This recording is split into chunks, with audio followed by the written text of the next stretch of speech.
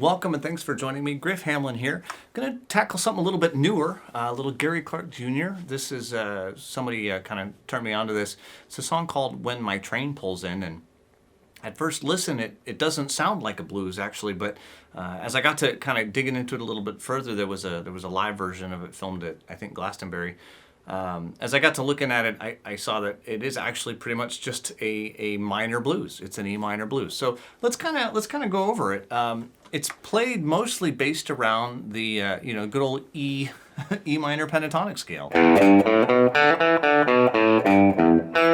Now he uses a lot more fuzz on the tone. I don't have as much fuzz on my tone, and we can talk more about that later. But I've just got a little bit of overdrive, just so that it's clear and you can hear what I'm doing.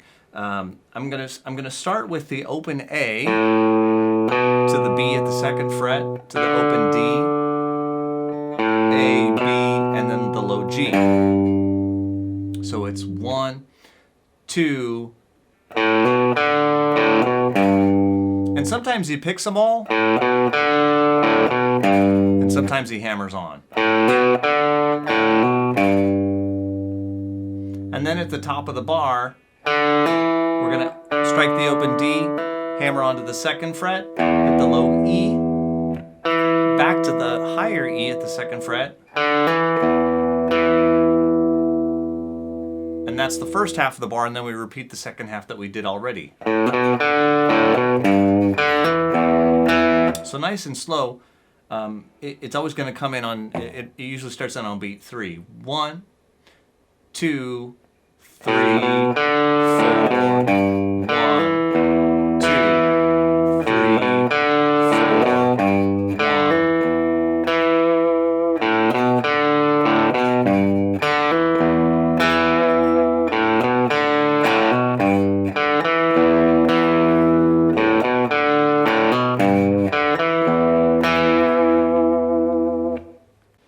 Now he starts the tune with a vamp. He just basically plays that over and over.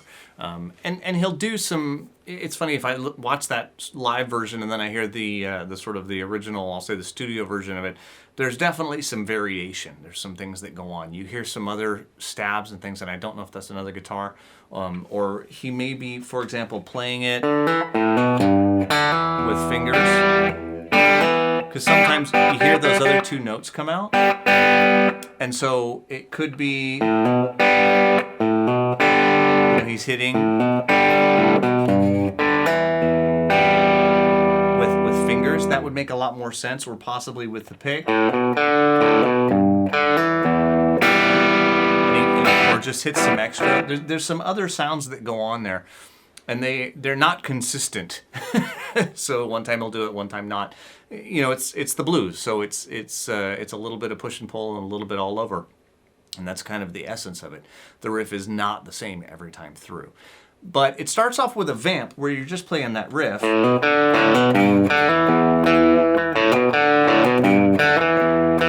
Once he starts singing, we're into the pattern. 2, 3,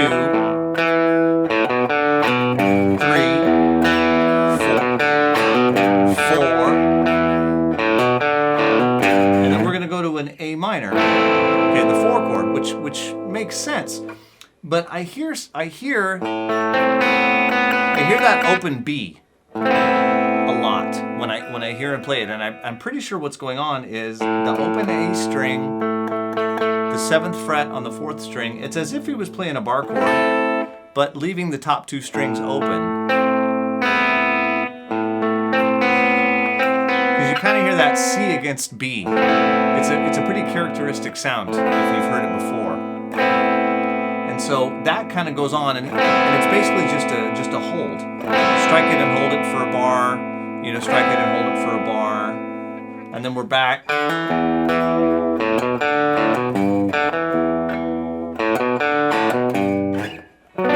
then the B minor. I would just play it as a bar chord. I think he uses his thumb instead of the bar, which you can certainly do. That doesn't work very well for me, but I generally don't play the bottom string anyway, so I just sort of kill it. So we have 1 bar of B minor, that's our 5 chord, 1 bar of A minor, that's our 4 chord, and then we're back to the vamp for the last 2 bars.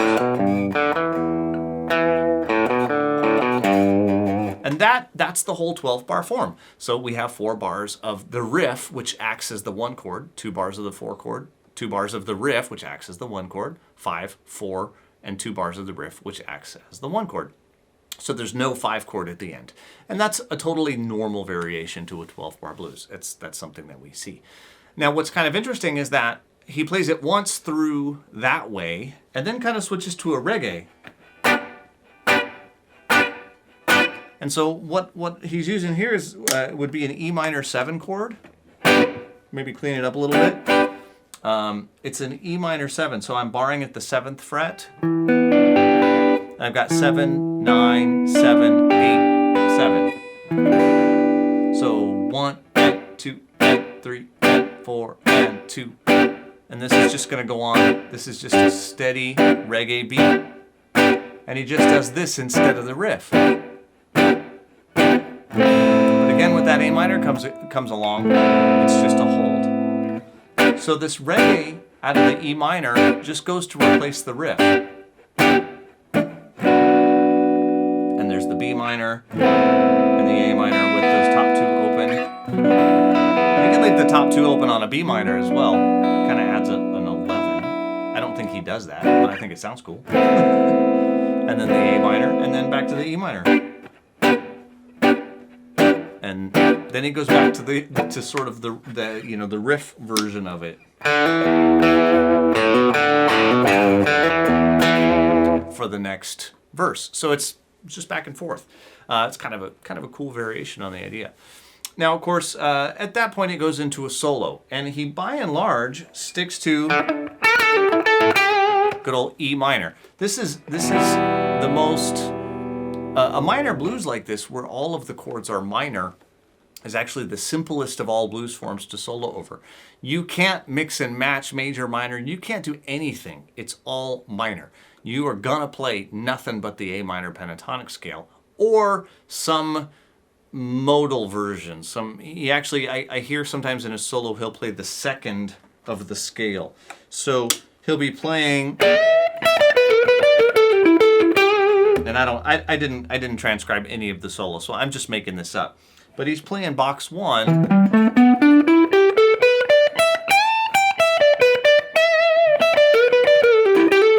of course he's got a ton of fuzz on the tone, so it makes the notes really juicy.